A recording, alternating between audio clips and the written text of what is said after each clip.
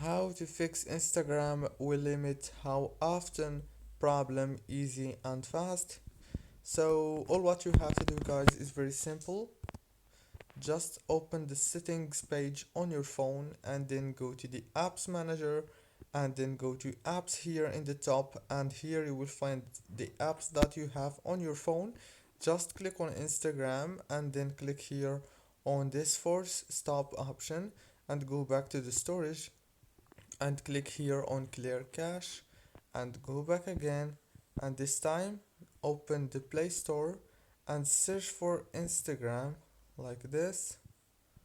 Go to the search bar, search for Instagram, and you will find this update option. Click on it to update it, and the problem is gonna be fixed easy and fast. Don't forget to like, subscribe. Thank you so much for watching this video until the very end. See you later.